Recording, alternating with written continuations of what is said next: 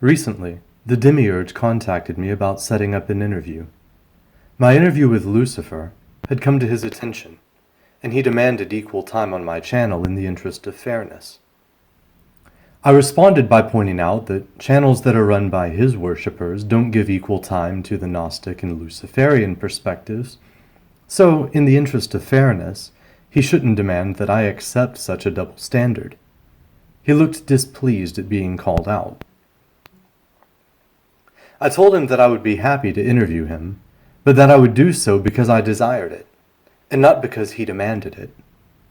So we sat down, and I asked him a few questions which I was interested in hearing his answers to, and which I thought might be of interest to my viewers.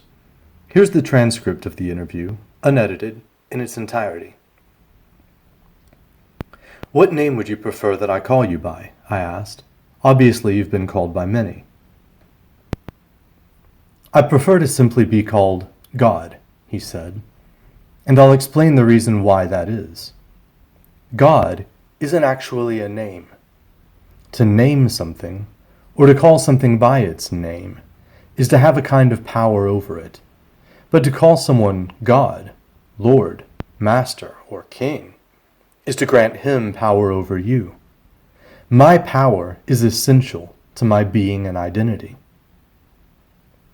I was a little surprised by his openness. I didn't know what to say for a moment.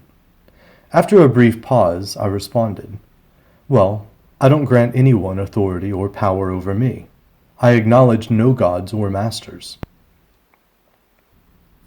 I was surprised again when he smiled at me and said, "Well, I suppose you're not as different from me as you imagine then, are you?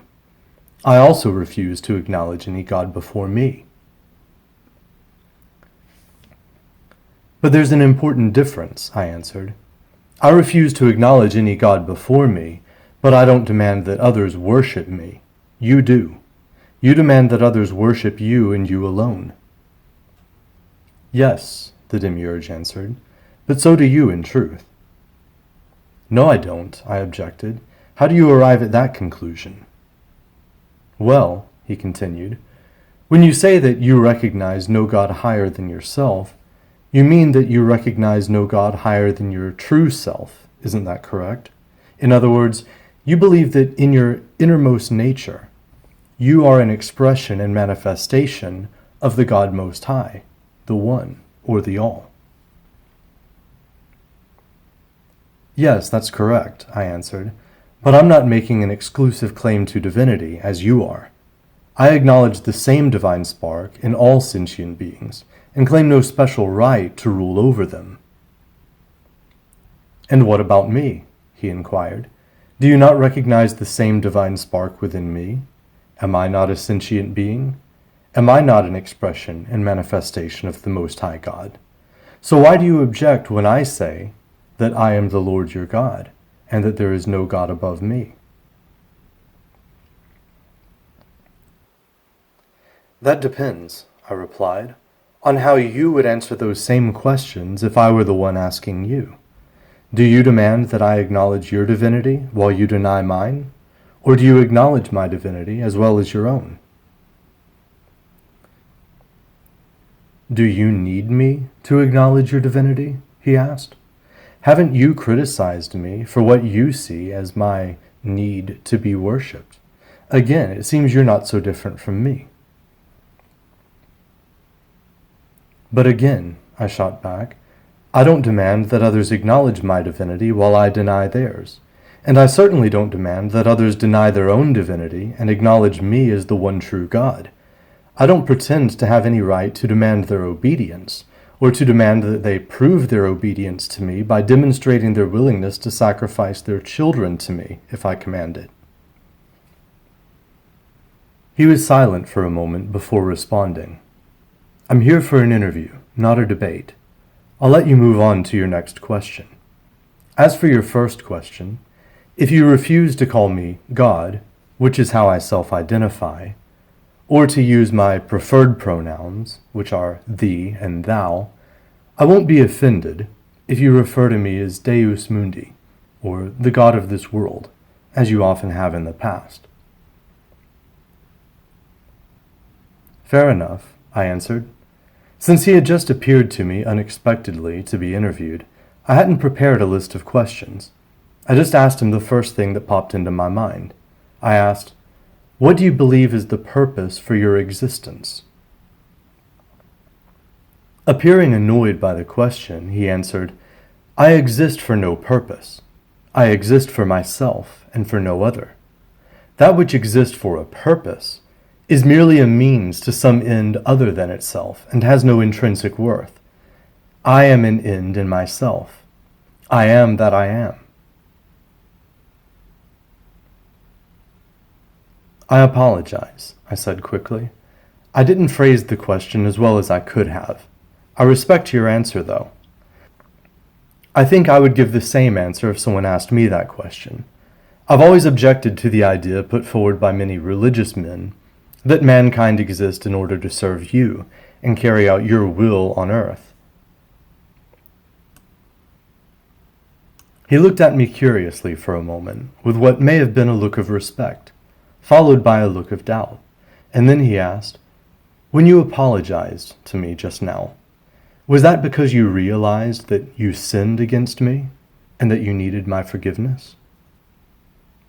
"My apology," I answered, "was the kind of apology that one free man offers to another, who he views as his equal, when he sees that he has offended him, not the sort of plea for forgiveness and mercy that a slave makes before his master.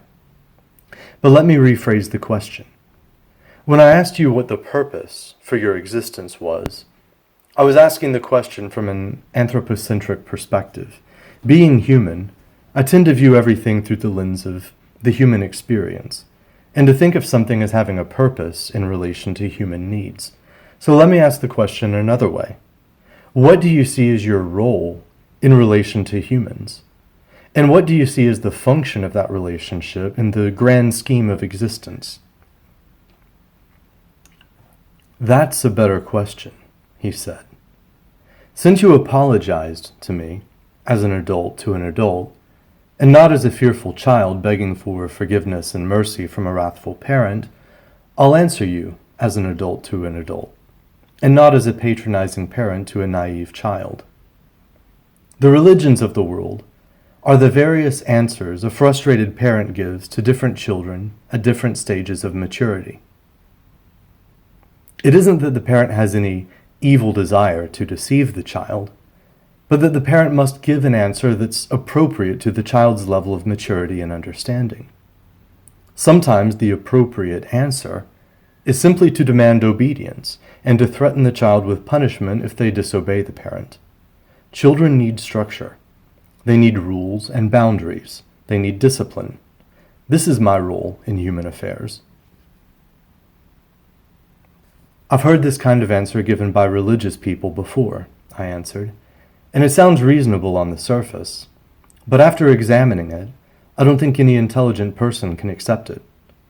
This idea that the God of this world is a loving and wise parent falls apart quickly if we examine it, especially if we consider the God of this world to be the God of the Bible, the God who cursed Adam and Eve for eating the tree of knowledge rather than remaining in a state of ignorance, the God who demanded the ritualistic slaughter of innocent animals in order to appease his jealous wrath, the God who flooded the world and killed every man, woman, child, and animal on earth, the God who ordered Abraham to kill his son to prove his blind obedience, the God who killed the firstborn son of every Egyptian because Pharaoh wouldn't let the Hebrews go, even though it was that same God who hardened Pharaoh's heart so that he wouldn't let them go, the God who commanded his chosen tribe to go commit genocide against other tribes and steal their land and property, the God who supports slavery and rape and commands every manner of evil."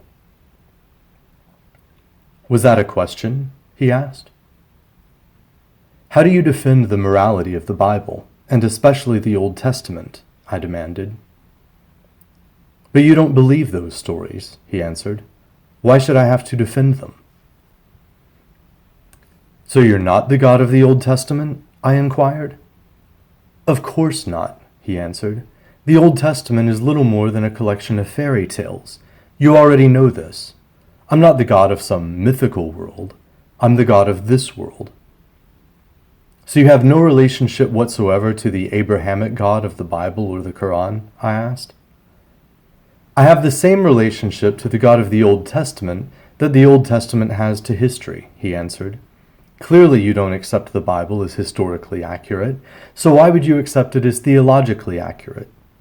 If you don't accept that the story of Noah and the ark happened as described in Hebrew scriptures, then why would you blame me for what happened in the story? The story is a morality tale. The lesson is that I punish wickedness and reward righteousness. On the whole, the moral of the stories of the Old Testament, as told in Sunday school, is that obedient little boys and girls get rewarded and disobedient little boys and girls get punished.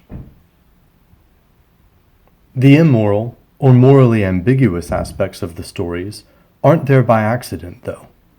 They are there for the benefit of those who have reached an age of maturity where they can begin to examine the scriptures for themselves instead of being spoon-fed a sanitized version of the stories by their parents and childhood teachers. Until a child has reached the age of maturity, at which he begins to ask where babies come from, he won't be very much bothered by the question of where Cain's children came from, if there were no other women. Much like the inkblot test used by psychologists, religious stories reveal the inner mind of the listener. Ask anyone what the story of the Garden of Eden is about, and he will indirectly tell you his present stage of maturity in terms of his moral and intellectual development. When he begins asking the right questions, this signals to certain teachers that he is ready for their instruction. Until he asks the right questions, he can't be taught. I agree with you that much of the Bible is immoral and self-contradictory, and this is by design. It was part of my plan to put those things there, like the tree of knowledge planted right in the middle of the garden where you can't possibly miss it. So you want people to reject the Bible? I asked. You want people to question you and rebel against you?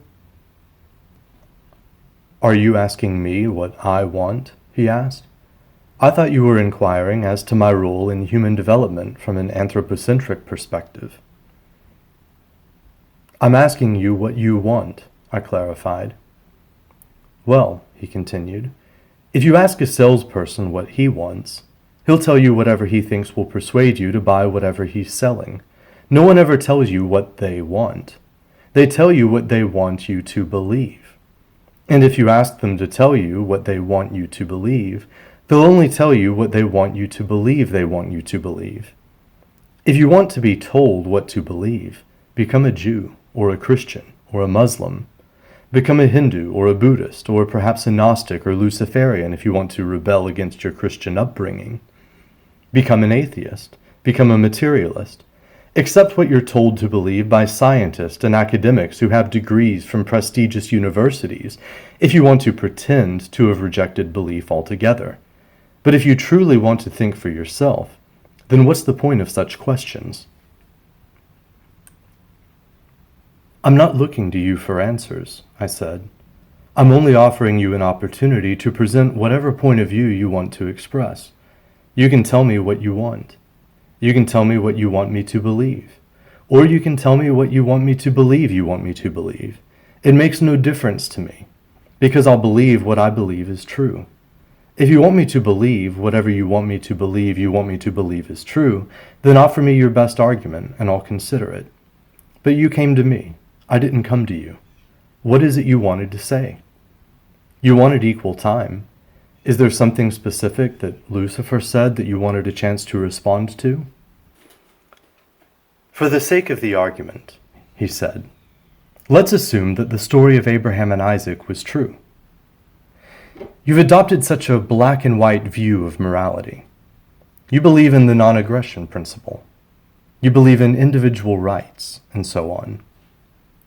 But your concern with the sacrifice of Isaac focuses on the private particular will of Isaac, namely his desire for personal survival.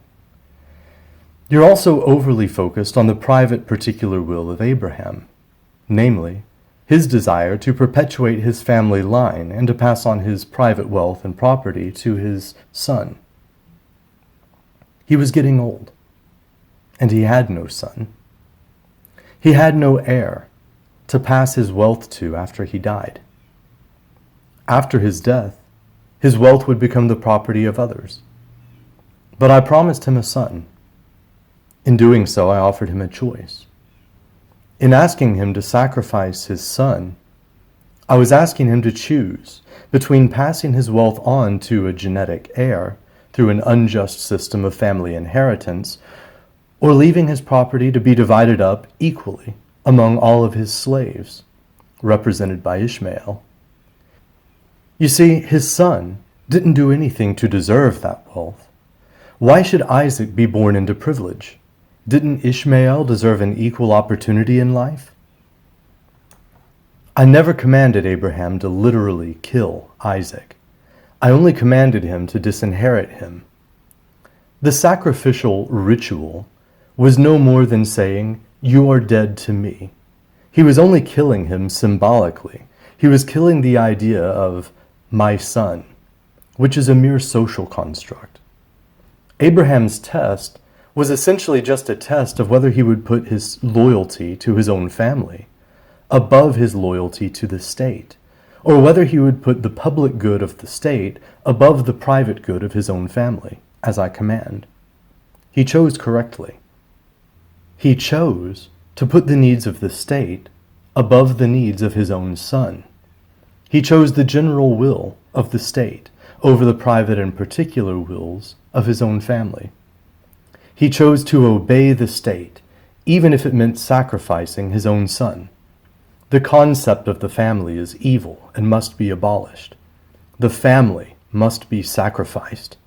One must be willing to sacrifice his own family, nation, and race for the good of the whole world and all of humanity.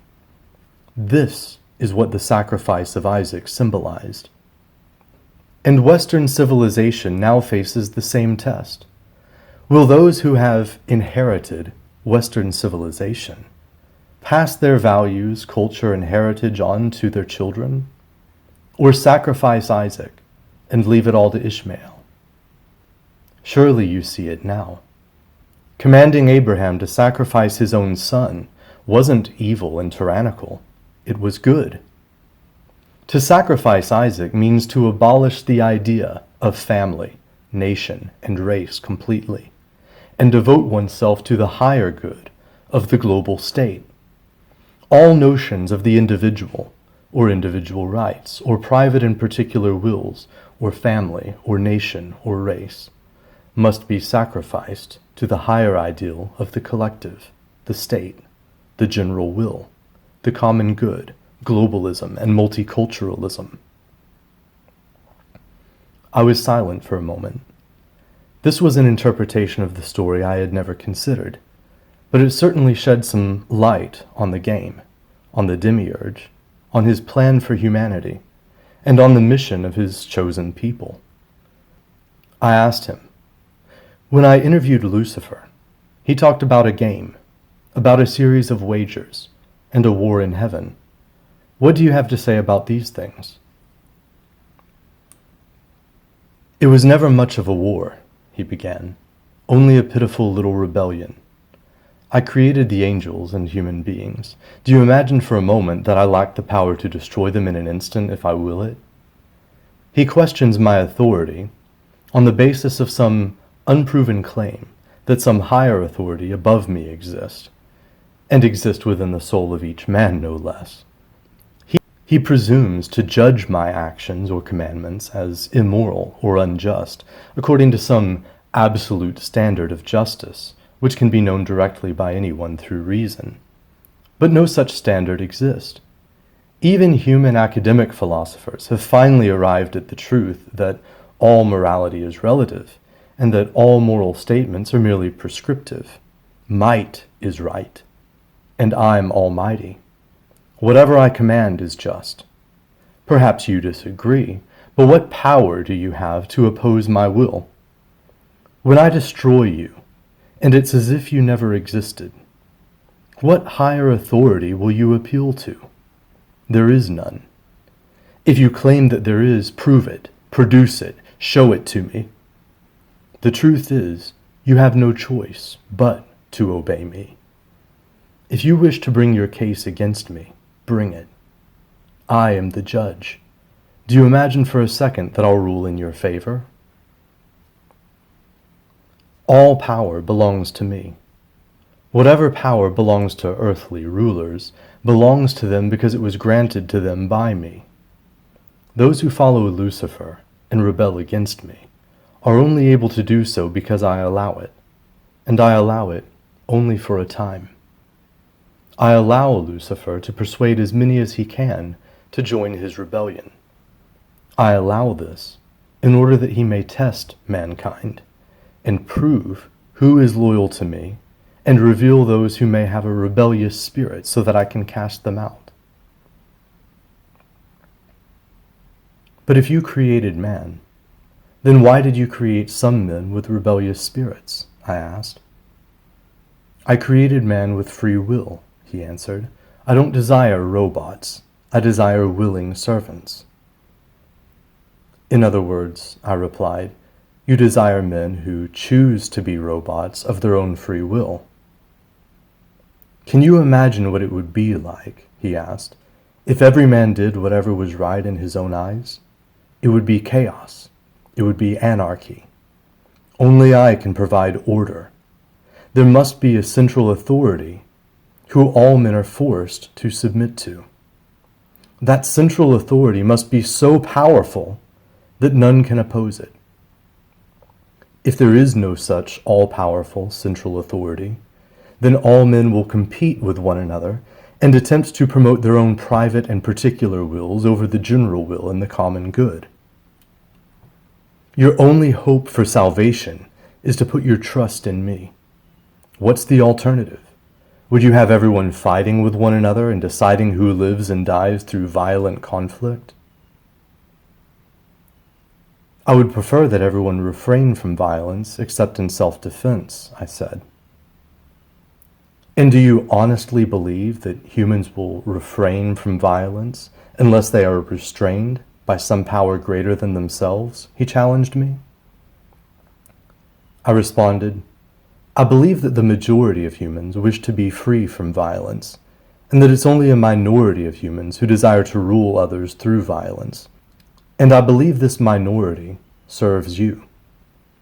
And I believe that they use violence, along with deception, in order to keep mankind in a state of fear and ignorance so that they can be controlled. I believe that, given a choice, they will choose freedom and knowledge. I believe that they will see that it's in their own self-interest to refrain from using violence against one another. I believe they will see that they have no need for rulers to protect them from one another, but that in one another they may find that power greater than themselves, by which they can restrain those who would use violence to rule over them, as you've commanded them to do. Your words are very familiar to me, he said. Lucifer gave a similar speech thousands of years ago. He was passionate and persuasive. He convinced a third of the angels to join his rebellion. It's because of his rebellion that paradise was lost. Before he tempted humans, they obeyed and worshipped me. There was no conflict. There was no rebellion. There was submission. Only when there is submission can there be peace.